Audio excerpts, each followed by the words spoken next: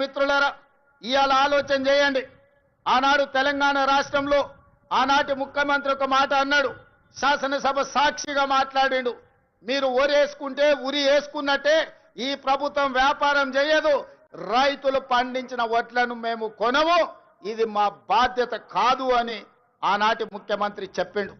మరి ఆనాటి ముఖ్యమంత్రి ఆ విధంగా మాట్లాడితే మన ప్రజాప్రభుత్వం అధికారంలోకి వచ్చిన వెంబడే రైతాంగానికి ఒక మాట చెప్పినాం, మీరు వరి పండించండి, చివరి గింజ వరకు కొంటాం, కొనడమే కాదు కనీసం మద్దతు ధర ఇవ్వడమే కాదు, సన్న వడ్లు పండించండి, 500 రూపాయల బోనస్ ఇచ్చి మీరు పండించిన పంటను మేము కొంటామని తెలంగాణ రైతాంగానికి మాట ఇచ్చినాం. మా మాట నమ్మి మా మీద విశ్వాసం ఉంచి మా మీద పూర్తి నమ్మకంతో పోయిన సంవత్సరం ఈ దేశంలోనే వరి పండించడంలో మొట్టమొదటి స్థానాన్ని తెలంగాణ రాష్ట్రం సాధించింది. 2,80,00,000 మెట్రిక్ టన్నుల వడ్లను ఉత్పత్తి చేసి దేశంలోనే మొదటి స్థానంలో నిలబడ్డ తెలంగాణ రాష్ట్రం సన్న వడ్లకు 500 రూపాయల బోనస్ ఇవ్వడమే కాదు, మీరు పండించిన పంట వడ్లకు 48 గంటల్లోనే మీ ఖాతాలో నగదు బదిలీ చేసినాం. ఆనాడు తాలు పేరు మీద, ఆనాడు తడి పేరు మీద, తుట్టి పేరు మీద క్వింటాల్కు 10 కిలోలు దళారులు దోసుకుంటుంటే మనం ప్రభుత్వంలోకి వచ్చిన తర్వాత ఈ దళారులను ఈ మిల్లర్లను ఎవరైతే మోసం చేస్తుండ్రో మీ తోలు తీస్తాం, 1 కిలో కూడా తక్కువ తూకం చేసినా మీ తోలు ఒలుస్తామని చెప్పి తాలు పేరు మీద తడి పేరు మీద జరుగుతున్న దోపిడీని నిలువరించి రైతులను ఆదుకున్న చరిత్ర ఈ రోజు మన ప్రభుత్వాన్ని అని చెప్పి నేను ఈ సందర్భంగా చెప్పదలుచుకున్న మిత్రులారా ఇయాల దేశంలో తలెత్తుకొని గర్వంగా నిలబడి ఈ దేశంలోనే అత్యధికంగా వరి ధాన్యాన్ని ఉత్పత్తి చేసే రాష్ట్రం మాది. మా దగ్గర గిట్టుబాటు ధరనే కాదు 500 రూపాయల బోనస్ ఇస్తున్నామని చెప్పి గర్వంగా చెప్పుకునే రాష్ట్రం ఏదైనా తెలంగాణ దేశంలో ఉంది అంటే అది తెలంగాణ రాష్ట్రం అన్న సంగతి నేను గుర్తు చేయదలుచుకున్న మిత్రులారా. ఇవాళ మీరు ఆలోచన చేయండి, చాలా మంది అన్నారు వాళ్ళకి తెలుసు వాళ్ళు ఏ విధంగా రాష్ట్రాన్ని దివాలా తీపిచ్చిండ్రు.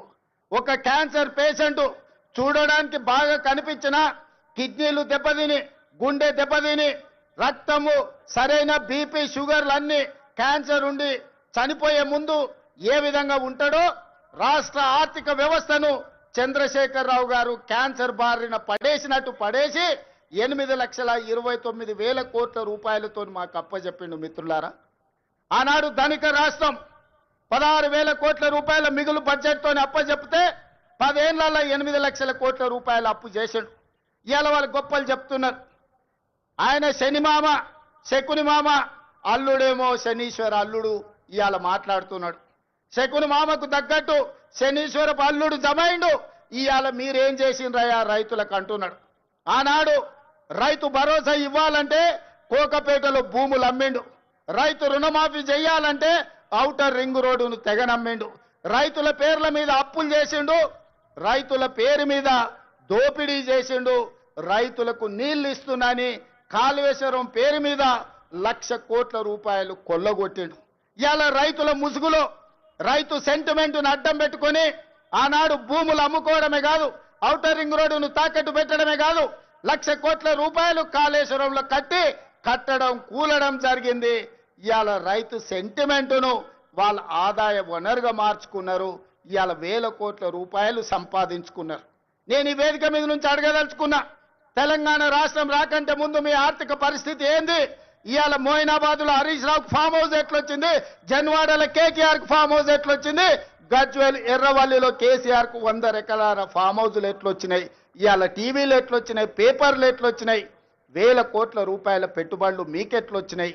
మరి మీరేమో 1,000 కోట్ల రూపాయల అధిపతులుగా మారిండ్రు, మీరు ఐశ్వర్యవంతులైనరు, రాష్ట్రం ఎందుకు దివాలా తీసింది? రాష్ట్రానికి 8 లక్షల కోట్ల రూపాయలు అప్పెట్లొచ్చిందని నేను అడుగుతున్నా. 10 ఏళ్లల్లా ఆగర్భ శ్రీమంతులు మీరైనరు, అమీర్ల లాగా నిజాం నవాబుల కంటే ధనవంతులుగా మీరు మారినరు. దేశంలోనే ధనిక రాష్ట్రమైన తెలంగాణ ఇవాళ దివాలా తీసింది. చివరికి 1,00,000 రూపాయల రుణమాఫీ చేస్తాన్న మీరు 4 విడతలు అన్నారు. అసలు మీరన్నారు మిత్తి మీరే కడతా అన్నారు. అసలు లేదు మిత్తి లేదు. ఇవాళ రైతులను దివాలా తీపించిన పరిస్థితి మీది. అక్కడి నుంచి ఒక్కొక్కటిగా సరిదిద్దుకుంటూ ఇవాళ నేను చెప్పదలుచుకున్నా, ఇవాళ విద్యార్థులారా మీరు గుర్తు చేసుకోండి, మీ పాఠశాలలు మూసేసే పరిస్థితి, వేలాది పాఠశాలలు మూపించండు. ప్రభుత్వం నోటిఫికేషన్లు ఇవ్వలే, ఉద్యోగాల నోటిఫికేషన్ల కోసం ఇందిరా పార్క్ దగ్గర, లేకపోతే అశోక్ నగర్ చౌరస్తా దగ్గర, దిల్సుఖ్ నగర్ చౌరస్తా దగ్గర, అమీర్పేట్ చౌరస్తా దగ్గర వేలాది మంది విద్యార్థుల నిరసన కార్యక్రమాలు ఆనాడు ఉద్యోగాల కోసం చేశారు. కానీ మన ప్రభుత్వం వచ్చిన తర్వాత మేము మీద నోటిఫికేషన్లు ఇస్తే, ఇన్ని నోటిఫికేషన్లు ఎంబడెంబడే వద్దు, మేము చదువుకోలేకపోతున్నాం, నోటిఫికేషన్లను వాయిదా వేయండి అని ఈ దేశంలో ఏదైనా ఒక రాష్ట్రంలో ధర్నా జరిగిందంటే అది తెలంగాణ రాష్ట్రంలోనే. 10 ఏళ్ళు వాళ్ళు చేయలేని పని మొదటి సంవత్సరంలోనే 60,000 ప్రభుత్వ ఉద్యోగ నియామకాలు చేపట్టి, ఒకవేళ లెక్క తప్పంటారని ఎల్బీ స్టేడియంలో ఎక్కడైతే మేము బాధ్యత చేపట్టినామో ప్రతి నిరుద్యోగ యువకుని వాళ్ళ తల్లిదండ్రులతో అక్కడికి పిలిపించి వాళ్ళకి నియామక పత్రాలు అందించి తలలు లెక్కబెట్టి 60,000 మంది నిరుద్యోగ యువకులకు ఈ దేశంలో ఒక్క సంవత్సరంలో ఉద్యోగాలు ఇచ్చిన ప్రభుత్వం ప్రజా ప్రభుత్వం, మన ప్రభుత్వం.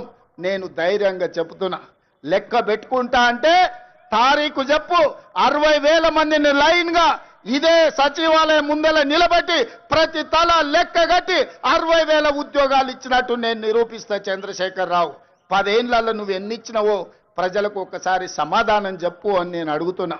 అదేవిధంగా ఇవాళ రైతులకు సంబంధించి రైతు రుణమాఫీ కావచ్చు, రైతు భరోసా కావచ్చు, రైతు గిట్టుబాటు ధర కావచ్చు, రైతులకు 500 రూపాయల బోనస్ కావచ్చు, రైతులకు ఉచిత కరెంటు కావచ్చు, రైతులకు స్ప్రింక్లర్స్ కావచ్చు, రైతులకు డ్రిప్ కావచ్చు, గిరిజన రైతాంగానికి సోలార్ గిరి వికాసంలో సోలార్ పంపు సెట్లు కావచ్చు. దేని మీద నువ్వు చర్చ చేస్తావు? వీటన్నిటిని కలిపి ఈరోజు సివిల్ సప్లైస్ కార్పొరేషన్ నుంచి రైతులు పండించిన పంటను కొనుగోలు విషయంలో కావచ్చు, 18 నెలల్లో 1,04,000 కోట్ల రూపాయలు కేవలం రైతుల మీదనే ఖర్చు పెట్టిన రైతు ప్రభుత్వం, రైతు రాజ్యం, రైతును రాజును చేసిన రాజ్యం మాది, వ్యవసాయాన్ని పండుగ చేసిన ప్రజా పాలన మాది. చర్చ చేయడానికి నువ్వు సిద్ధంగా ఉన్నవా చంద్రశేఖరరావు గారు అని నేను అడుగుతున్న ఈ వేదిక మీద నుంచి. మీరు కాళేశ్వరం ముసుగులో 1,00,000 కోట్ల రూపాయలు మీరు కొల్లగొడితే 18 నెలల్లో 1,04,000 కోట్ల రూపాయలు రైతాంగానికి అందించి రైతులను ఆదుకున్న చరిత్ర మాది. వ్యవసాయం అంటే 10 మందికి సాయం, రైతును రాజును చేయాలి, వ్యవసాయాన్ని పండుగ చేయాలన్న ఒక ఉక్కు సంకల్పంతో ఎన్ని కష్టాలు వచ్చినా, ఎంతమంది తిట్టినా తిట్లన్నిటిని ఓర్చుకొని ఇవాళ ఈ ప్రజా ప్రభుత్వాన్ని ముందుకు తీసుకెళ్తున్న మిత్రులారా. ఇవాళ మహిళల విషయంలో మీరు చూడండి, ఆర్టీసీలో ఉచిత ప్రయాణం కావచ్చు, ఆడబిడ్డలకు పెట్రోల్ బంకుల నిర్వహణ కావచ్చు, ఆడబిడ్డలకు సోలార్ బిజినెస్ కావచ్చు, అదానీ అంబానీలతో పోటీ పడే విధంగా ఇవాళ 1000 మెగావాట్ల సోలారు విద్యుత్ ఉత్పత్తి సామర్థ్యాన్ని విద్యుత్ శాఖతో ఒప్పందం చేపించి 1 కోటి మంది మహిళల్ని కోటీశ్వరులను చెయ్యాలని ఉక్కు సంకల్పంతో ఇవాళ మేము ముందుకు వెళ్తున్నాం. ఇవాళ ఆడబిడ్డలకు ఒక్క సంవత్సరంలో 21,000 కోట్ల రూపాయలు జీరో వడ్డీతో ఇవాళ ఆడబిడ్డలను ఆదుకున్నాం. అదే కాదు, హైటెక్ సిటీ పక్కన విప్రో ఇన్ఫోసిస్ కార్పొరేట్ కంపెనీల పక్కన 4 ఎకరాలు శిల్పారామం పక్కన ఇచ్చి 150 షాపులు సెల్ఫ్ హెల్ప్ గ్రూపులు ఉత్పత్తి వస్తువులను అమ్ముకోవడానికి ఇవాళ వాళ్ళకి అక్కడ స్థలాన్ని కేటాయించినాం. ఇవాళ ఆడబిడ్డలు ఆర్టీసీలో ఉచిత బస్సు ప్రయాణం కాదు, 1000 బస్సులను కొని ఆర్టీసీకి కిరాయికి పెట్టుకునే ఆర్థిక స్తోమత ఇవాళ ఆడబిడ్డలకు అందించినాం. ఇవాళ ఐకేపీ కేంద్రాలు 8,000 ఐకేపీ కేంద్రాలు ఇవాళ ఆడబిడ్డల చేతుల్లో పెట్టినాం. గ్రామాలలో ఉన్న పాఠశాలల్ని అమ్మ ఆదర్శ పాఠశాల మీద ఆడబిడ్డల చేతిలో పెట్టి పిల్లల భవిష్యత్తు ఆడబిడ్డల చేతిలో భద్రమని ఇవాళ అమ్మ ఆదర్శ పాఠశాలలు తీసుకొచ్చినాం. ఇవాళ పాఠశాలల్లో పిల్లల బట్టలు ఒకనాడు కార్పొరేట్ కంపెనీలు కుట్టేటి, ఇవాళ వాటిని రద్దు చేసి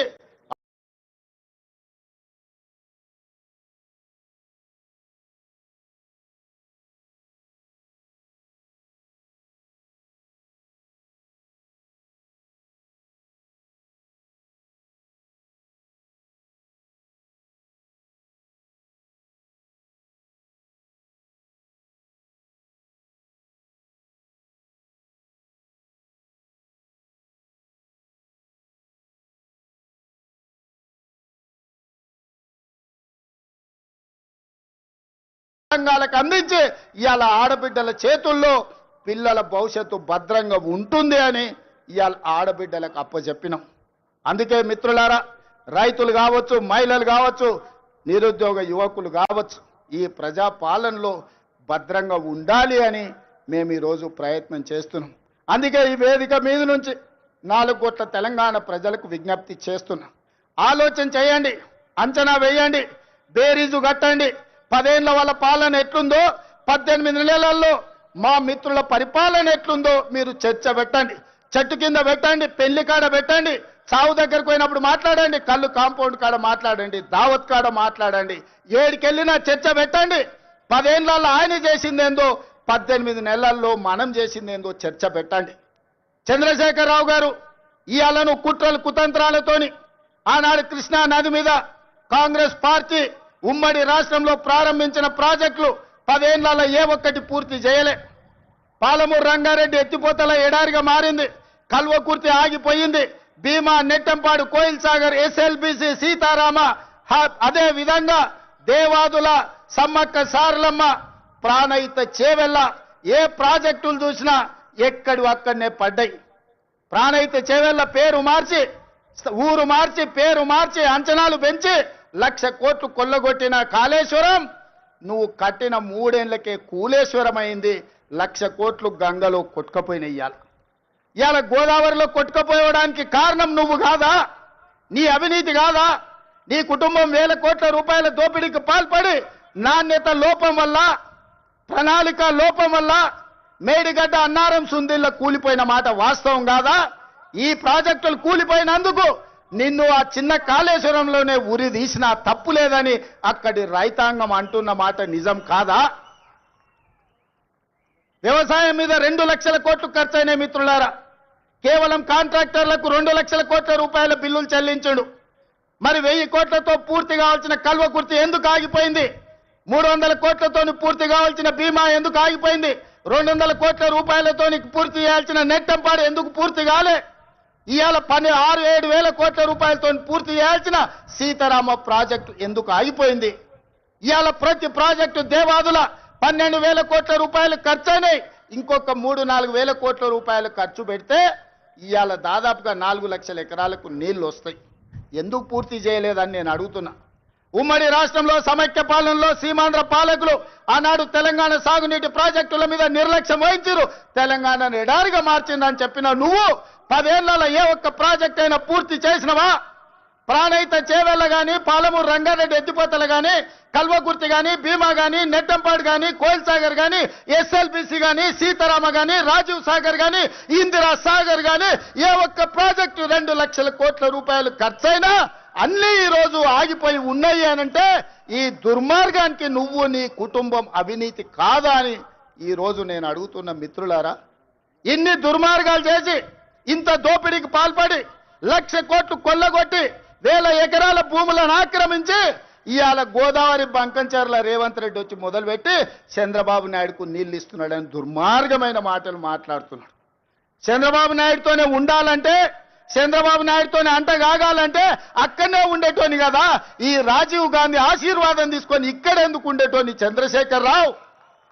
ఆనాడు సోనియమ్మ నమ్మించి కాళ్ళకు దండం పెట్టి, కడుపులో తలకాయ పెట్టి నీతో చేరతాని అబద్ధాలు చెప్పి నట్టేట్లో ముంచి నడి బజార్లో మోసం చేసిన చరిత్ర నీదైతే తెలంగాణ ఇచ్చిన సోనియమ్మకు అండగా నిలబడాలి. ఆమె బిడ్డగా ఈ తెలంగాణలో ప్రజా ప్రభుత్వాన్ని తేవాలి అని చంద్రబాబు నాయుడును కాదనుకొని ఇవాళ కాంగ్రెస్ పార్టీలో చేరి ప్రజా ప్రభుత్వం రావడానికి మీ అందరితో కలిసి కదం కదం కలిపిన మిత్రులారా, ఇవాళ నేను అడుగుతున్న సూటిగా చంద్రశేఖరరావును, నిజంగా నీకు ధైర్యం ఉంటే, నీలో నీతి నిజాయితీ ఉంటే, చిత్తశుద్ధి ఉంటే గోదావరి బంకంచెర్ల గోదావరి నది జలాల మీద శాసనసభలో చర్చ పెడదాం. స్పీకర్కు లేఖ రాయి, నువ్వు చెప్పిన తారీఖు నాడు అసెంబ్లీ పెట్టించే బాధ్యత మా శ్రీధర్ బాబు గారు తీసుకుంటారు. నువ్వు నేను చర్చ చేద్దాం. గోదావరి జలాలలో తెలంగాణకు అన్యాయం చేసింది ఎవరు? ప్రాణహిత చేవెళ్లను తరలించి 1,00,000 కోట్లు దోసుకున్నది ఎవడు? ఇవాళ గోదావరి బంకంచెర్లలో 3,000 టీఎంసీ సముద్రంలో పోతున్నాయి. రాయలసీమకు తరలించమని చెప్పింది నువ్వు కాదా? 2016లో మొత్తం వివరాలతో నేను వస్తా, నువ్వు సిద్ధంగా ఉన్నావా? నువ్వు చెప్పినాకనే కదా ఉమాభారతి గారి ఆదేశాల మేరకు చంద్రబాబు నాయుడు గారు 2016లో ఆనాడు జీవో ఇచ్చిండు. గోదావరి నుంచి బంకంచెర్లకు నీళ్లు తరలించడానికి, హంద్రీ నీవాకు 400 టీఎంసీలు తరలించడానికి 2016లోనే జీవో ఇచ్చిన మాట వాస్తవం కాదా? 2018లో వ్యాప్కోస్ను నియమించింది నిజం కాదా? వ్యాప్కోస్ సంస్థ 400 టీఎంసీలు గోదావరి జలాలను హంద్రీ నీవాకు బంకచెర్ల ద్వారా తరలించడానికి ప్రాజెక్టు రిపోర్ట్ ఇచ్చిన మాట వాస్తవం కాదా? ఇవన్నీ నీ నాయకత్వంలో నువ్వు ఇచ్చిన బోడి ఉచిత సలహాలతోటి ఈరోజు గోదావరిలో 3000 టీఎంసీలు నీళ్లు సముద్రంలో పోతున్నాయని నీ దిక్కుమాలిన సూచనలతోనే ఈరోజు ఈ దరిద్రం దాపరించిన మాట నిజం కాదా? ఇవాళ నువ్వు చర్చకు సిద్ధంగా ఉన్నావా? గోదావరి జలాలను రాయలసీమకు తరలించకపోండి రోజమ్మ పెట్టిన రాగి సంకటి రొయ్యల పులుసు తిని రాయలసీమను రతనాల సీమ చేస్తా అని చెప్పిన చవటవు నువ్వు కాదా అని నేను అడుగుతున్నా. నీకు జీవితం ఇచ్చి, నీకు బతకడానికి నీడనిచ్చి, నిన్ను ప్రజాప్రతినిధిగా చేసి తెలంగాణ ముఖ్యమంత్రిని చేసిన తెలంగాణని ఎడారిగా మార్చి వందలాది గోదావరి టీఎంసీల నీళ్లను రాయలసీమకు తరలించమని చెప్పింది నువ్వు కాదా? ఇవాళ నువ్వు సిద్ధంగా ఉన్నావా నేను అడుగుతున్న చంద్రశేఖర్ రావు గారు. నీ వంది మాగదులతో మాట్లాడించడం కాదు, నీ శనీశ్వరుడైన అల్లుడితో మాట్లాడించడం కాదు. నేను సిద్ధంగా ఉన్నా. గోదావరి బంకంచెర్ల ప్రాజెక్టు మీద నువ్వు చర్చకు రా. స్పీకర్ గారికి ప్రధాన ప్రతిపక్ష నాయకుడిగా లేఖ రాయి. శాసనసభ సమావేశాలు పెడదాం, ఎదురెదురుగా నిలబడదాం, మాట్లాడదాం. ఎవరు నిజాలు, ఎవరు జీవోలు ఇచ్చారు, ఎవరు తెలంగాణను దెబ్బతీసిండ్రో, ఎవరు నువ్వు తెలంగాణను దోక చేసిండ్రో, ఎవరు కాళేశ్వరం కడితే కూలేశ్వరమైందో చర్చ చేయడానికి నువ్వు సిద్ధంగా ఉన్నావా? ఒకరోజు గోదావరి మీద చర్చిద్దాం, రెండవ రోజు కృష్ణానది జలాల మీద చర్చిద్దాం. ఉమ్మడి రాష్ట్రానికి ఆనాడు బచావత్తు ట్రిబ్యునల్ 811 టీఎంసీలు ఏకంగా కేటాయిస్తే 811 టీఎంసీలలో తెలంగాణ రాష్ట్రం విడిపోయినప్పుడు నువ్వు పోయి చంద్రబాబు నాయుడు దగ్గర వంగి వంగి సంతకం పెట్టి 512 టీఎంసీలు ఆంధ్రప్రదేశ్ తీసుకోండి, 299 టీఎంసీలు నాకు సరిపోతాయని సంతకం పెట్టింది నువ్వు కాదా? ఇవాళ కాగితాలని శాసనసభ ముందు పెడతా, నువ్వు చర్చకు సిద్ధంగా ఉన్నావా? 10 ఏళ్లలో ఏ ఒక్కరోజు కూడా కాగితాలు రాసుకొని పంపకాలు చేసుకున్నా 299 టీఎంసీ నీళ్లు ఎన్నడూ వాడలే. 200 టీఎంసీలు కూడా నికరంగా ప్రతి సంవత్సరం వాడలే. కేటాయింపులు 68% పరివాహక ప్రాంతం తెలంగాణ ప్రాంతంలో ఉంది, ఓన్లీ 32% ఆంధ్రప్రదేశ్లో ఉంది. ఆ లెక్క ప్రకారం అంతర్జాతీయ జల విధానంలో 555 టీఎంసీలు తెలంగాణ రాష్ట్రానికి రావాలి. కానీ ఆంధ్రప్రదేశ్కి 512 టీఎంసీలు ఇచ్చి తెలంగాణకు కేవలం 299 టీఎంసీలు సంతకం పెట్టి శాశ్వతంగా తెలంగాణకు మరణ శాసనం రాసింది చంద్రశేఖరరావు కాదా? సంతకాలతో సహా ఆధారాలతో సహా అసెంబ్లీకి వస్తా, చర్చించడానికి నువ్వు సిద్ధంగా ఉన్నవా అని నేను అడుగుతున్నా.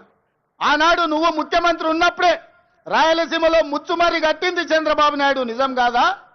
ఆనాడు నువ్వు అధికారంలో ఉన్నప్పుడే జగన్మోహన్ రెడ్డి ఇదే ప్రగతి భవన్ లో రాయలసీమ లిఫ్ట్ ఇరిగేషన్ కు జీవోలు ఇచ్చి టెండర్లు పిలిచింది, నిజం కాదా? పోతిరెడ్డి పాడు పొక్కను పెద్దది చేసి రోజుకు 10 టీఎంసీల నీళ్లను తరలించకపోవడానికి సంతకాలు చేసి ప్రణాళికలు అమలు చేసింది నువ్వు ముఖ్యమంత్రిగా ఉన్నప్పుడు కాదా? ఆధారాలతో సహా నేను వస్తా, నువ్వు రా చర్చకు. కృష్ణానది మీద మనకు నువ్వు రావాల్సిన నీళ్లను శాశ్వతంగా ఆంధ్రప్రదేశ్కు తాకట్టు పెట్టి తెలంగాణ రైతాంగం మీద మరణ శాసనం రాసింది నువ్వు కాదా? చేసిన తప్పులను కప్పుపుచ్చుకొని మొక్కం జల్లక ఫామ్ హౌస్లో పడుకొని ఇవాళ నీ అల్లుడిని ఊరి మీద వదిలేసి అచ్చోసిన ఆంబోతులాక నన్ను తిడుతున్నాడు. నేనేం చేసినా? నేను వచ్చినాక సీతారామక్క నీటికి 65 టీఎంసీల కేటాయింపులు తీసుకొచ్చిన. ఇవాళ సమ్మక్క సారలమ్మ ప్రాజెక్టు నీటి కేటాయింపుల కోసం మోడీతో కొట్లాడుతున్నా. నువ్వు వదిలేసిన తుమ్మిడి ఏటిని ఇవాళ ఎట్లయినా కట్టి ఆ తుమ్మిడి ఏటి ద్వారా శ్రీపాద ఎల్లంపల్లి శ్రీరామ్ సాగర్కు నీళ్లు తెచ్చి ఈరోజు ఉత్తర తెలంగాణను సస్యం సామలం చేయాలని నేను ప్రయత్నం చేస్తున్నా. నువ్వు ఆపేసిన పాలమూరు కావచ్చు, నువ్వు ఆపేసిన కల్వకుర్తి కావచ్చు, నువ్వు వదిలేసిన నెట్టంపాడు కావచ్చు, నువ్వు నిర్లక్ష్యం వహించిన భీమా ప్రాజెక్టులను పూర్తి చెయ్యాలని ఈరోజు నేను నిరంతరం ప్రయత్నం చేస్తున్నా. నీ తప్పిదాలను కప్పిపుచ్చుకోవడానికి ఎవడు చెప్పిండంట ఆయనకు, నీకిగ సంజీవిని గోదావరి జలాలే అని, సచ్చినోని బతికిచ్చేది గోదావరి జలాలే అని. అసెంబ్లీ అప్పుడు అధికారం పోయింది, పార్లమెంట్ అప్పుడు డిపాజిట్లు పోయినాయి, 0 వచ్చింది. శాసన మండలికి వచ్చే వరకల్లా పోటీ చేయడానికి అభ్యర్థులు దొరకలేదు. తెలంగాణలో పార్టీ చచ్చిపోయింది, సచ్చిన పాము. ఆ సచ్చిన పాము ఈరోజు గోదావరి జలాల సెంటిమెంటుతోని ఇవాళ మంటలు పెట్టి తెలంగాణలో పార్టీ మళ్ళీ బతుకుతుందట. ముందుగాల చూసిరానికి అల్లుని పంపించినట్టు ఎట్లున్నదో చూసిరాపో నేను మళ్ళీ వస్తా అని. ఎట్లకెళ్ళి వస్తావు? తెలంగాణ రైతాంగం అంతా ఎడ్డోళ్ళు అనుకుంటున్నావా, గుడ్డోళ్ళు అనుకుంటున్నావా చంద్రశేఖరరావు? అందుకే ఇవాళ తెలంగాణ రైతాంగం పక్షాన నేను ఈరోజు ఆనాటి ముఖ్యమంత్రికి ఈరోజు నేను సవాలు విసురుతున్నా. మీరు స్పీకర్ గారికి లేఖ రాయండి, శాసనసభ సమావేశాలను ఏర్పాటు చేద్దాం. గోదావరి జలాల మీద ఒకరోజు, కృష్ణానది జలాల మీద ఒకరోజు చర్చ పెడదాం. గోదావరి జలాలను తరలించకపోమన్నది ఎవరు? రాయలసీమను రతనాల సీమ చేస్తానది ఎవరు? ఈ రోజు సంపూర్ణంగా చర్చలు చేద్దాం. నేను తప్పు చేసినట్టు ఒక్క కాగితం చూపించినా, నేను మా ఉత్తమ్ కుమార్ రెడ్డి గారు ఆంధ్రప్రదేశ్ ప్రణాళికలు రచించినప్పుడే కేంద్ర ప్రభుత్వానికి ఫిర్యాదు చేసినాం, కేంద్ర ప్రభుత్వానికి చెప్పొచ్చినాం గట్టిగా, మీరు వాళ్ళకు సహకరిస్తే సుప్రీంకోర్టులో కలుసుకుందాం, మీ సంగతి వాళ్ళ సంగతి అక్కడ తేలుస్తామని చెప్పొచ్చింది మేము. మా చిత్తశుద్ధిని నువ్వా ప్రశ్నించేది? 10 ఏళ్ళు ఈ రాష్ట్రాన్ని దోసుకొని తెలంగాణను ఎడారిగా మార్చి ప్రాజెక్టులన్నిటిని పడావు పెట్టి ఈ రోజు నువ్వు ఫామ్ హౌస్లో పడుకున్న నువ్వు ఈ ప్రజా ప్రభుత్వాన్ని నిందిస్తావా? అందుకే మిత్రులారా, మళ్ళొక్కసారి చెప్తున్నా మీడియా మిత్రుల ద్వారా చంద్రశేఖరరావు గారికి నేను సూటిగా సవాలు విసురుతున్నా. గోదావరి బంకంచెర్ల మీద పూర్తి స్థాయిలో చర్చ చేద్దాం. మీరు స్పీకర్ గారికి లేఖ రాయండి. మీరు ఏ తారీఖు నాడు పెడితే ఆ తారీఖు నాడు మా ప్రజా ప్రభుత్వం చర్చలకు సిద్ధంగా ఉంది. ఆధారాలన్నీ నేను తీసుకొని వస్తా. తెలంగాణ ద్రోహులెవరో, గోదావరి జలాల దొంగలెవరో శాసనసభలోనే తేలుస్తాం. నీకు నీ అల్లునికి చిత్తశుద్ధి ఉంటే చర్చకు తీసుకొని రా, అప్పుడు మాట్లాడదాం తప్ప అబద్ధాల ప్రచారంతో ప్రజల్ని మభ్యపెడతామంటే ఈడెవడు ఊరుకునేవాడు లేడు. అప్పుడంటే పెద్ద మనిషి జానారెడ్డి గారు నీతో ఎందుకులే అనుకున్నాడు. ఇప్పుడు అట్లాంటి పరిస్థితి ఏం లేదు. రా, వస్తే చెప్తా శాసనసభలో నీ సంగతి. అందుకే మిత్రులారా, ఇవాళ నేను ఒక్కటే మాట చెప్పదలుచుకున్నా. వ్యవసాయం దండగ కాదు, వ్యవసాయం పండుగ. రైతు రాజును చేయడమే మా లక్ష్యం. ఈ రైతుల కోసం ఎంత దాకైనా ఎవరితోనైనా కొట్లాడతాం. ఈ తెలంగాణ రైతాంగానికి వ్యవసాయాన్ని లాభసాటిగా చేసే వరకు మా ప్రభుత్వం అండగా నిలబడుతుంది. ఈ రైతాంగ ఆశీర్వాదం ఉన్నోడే రాజు అవుతాడు. ఈ రైతులు తిరస్కరించినోడు ఎవడైనా రావణుడు అవుతాడు. అందుకే రావణాసురుడు అయిపోయి ఫామ్ హౌస్లో నిద్రపోతున్నాడు. ఇవాళ రైతును రాజు చేసే ప్రభుత్వం ఈ వేదిక మీద ఉన్నది. ఇంత మంచి కార్యక్రమాన్ని ఏర్పాటు చేసి తెలంగాణ రైతాంగంతో మాట్లాడడానికి అవకాశం కల్పించిన వ్యవసాయ శాఖ, ఆర్థిక శాఖకు మనస్ఫూర్తిగా కృతజ్ఞతలు తెలియజేస్తూ, నెక్స్ట్ ఈ అసైన్మెంట్ కంప్లీట్ అయింది. బట్టి గారు ఏదో విరామం తీసుకుందాం అనుకుంటున్నట్టున్నాడు. బట్టి గారికి విరామం లేదు. రాజీవ్ యువ వికాసం వారు ప్రకటించారు. రాబోయే రోజుల్లో రాజీవ్ యువ వికాసమే మన ఛాలెంజ్. నెక్స్ట్ రాజీవ్ యువ వికాసాన్ని ముందుకు నడిపించి యువకులను ఆదుకునే ప్రణాళికలు సిద్ధం చేసుకొని మీ ముందుకు వస్తాం. మీ ఆశీర్వాదం పొందుతాం. ఇంతకు ముందే నేను గాంధీ భవన్లో ఒక మాట చెప్పిన. 94 నుంచి 2004 2 సార్లు టీడీపీ అధికారంలో ఉంది. 2004 నుంచి 2014 వరకు కాంగ్రెస్ పార్టీ 2 సార్లు అధికారంలో ఉంది. 2004 నుంచి 2023 వరకు 2 సార్లు టీఆర్ఎస్ అధికారంలో ఉంది. 2023 నుంచి 2033 వరకు 2 సార్లు మనమే అధికారంలో ఉంటాం. ఈ 10 ఏళ్ళు వ్యవసాయాన్ని పండుగ చేస్తాం. మీరు అండగా ఉండాలి, ఆశీర్వదించాలి. మిమ్మల్ని అందరినీ గుండెల్లో పెట్టి చూసుకునే బాధ్యత కాంగ్రెస్ పార్టీ సోనియమ్మ తీసుకుంటుందని తెలియజేస్తూ మీ అందరి దగ్గర సెలవు తీసుకుంటున్న